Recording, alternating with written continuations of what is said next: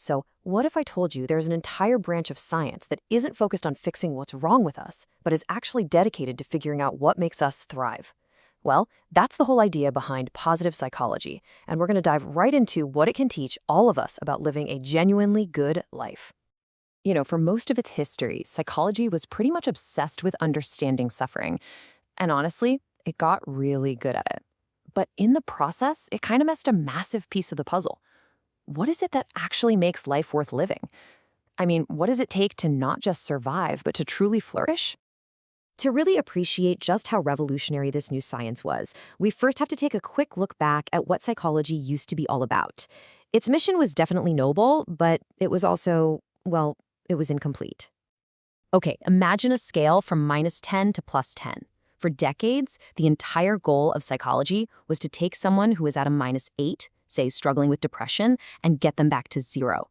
And look, that's a huge achievement, but the science just stopped there. It had almost nothing to say about how you get from that neutral 0 all the way up to a +8. This really lays out the two different ways of thinking. You had the old deficit model, which was all about fixing what was broken. And then came the abundance model, which asked a completely different question. What does it take to build what is strong? The goal wasn't just to stop wilting, it was to start flourishing. So how did this huge shift even happen? It wasn't like a committee decided on it. It was more like a scientific revolution, and it was sparked by one psychologist who had this incredible realization about his own research. The whole story really starts back in the 1970s with a psychologist named Martin Seligman. He made this groundbreaking and frankly kind of depressing discovery called learned helplessness. Basically, the idea that we can be taught to believe we have no control. But then, decades later, in 1998, he completely flipped that idea on its head to launch a brand new field. And this was the light bulb moment, right? Seligman realized, wait a minute, if we can learn to be helpless, then what if we can also learn to be resilient? What if optimism isn't just some personality trait you're born with, but a skill you can actually practice? That one question just opened up a whole new world for psychology. And just like that, positive psychology was born. Now, it's not about ignoring the bad stuff in life. That's still incredibly important. It's about putting the good stuff under a microscope too, and scientifically studying what it actually takes for us to function at our absolute best. Okay, so if this science is all about well-being, what does that even mean? Like, what are the actual ingredients of a flourishing life according to the research? To help break it down, Martin Seligman gave us this really simple but powerful framework. It's an acronym called PERMA, and it basically acts as a blueprint for building our own well-being. And here they are, the 5 pillars. So P is for positive emotion. That's pretty straightforward, right? It's just feeling good. E is for engagement. You know, that feeling of being totally in the zone? That's it. R is for relationships. We are social creatures, we need connection. M is for meaning, that feeling that you're part of something bigger than yourself. And finally, A is for accomplishment, our drive to get better and achieve things. The science tells us these 5 things are the foundation. Now, beyond that core framework, positive psychology also gives us some really powerful tools to help build on those pillars. And 2 of the most important ones are the concepts of flow and character strengths. Have you ever been so completely absorbed in something that hours just feel like minutes? Maybe you were playing an instrument or working on a project you love or even just having a great conversation. The rest of the world just seems to melt away. Well, that incredible state has a name. It's called flow.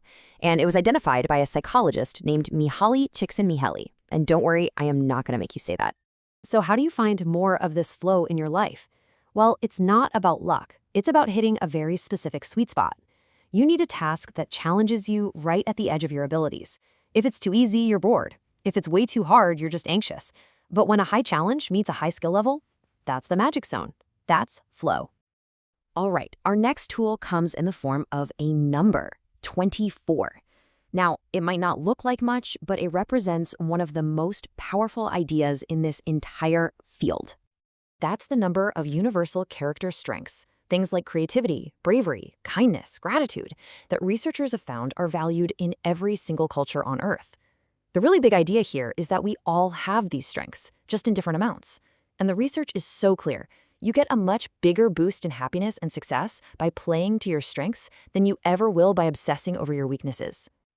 And all of this really points to what might be the single most important lesson from positive psychology.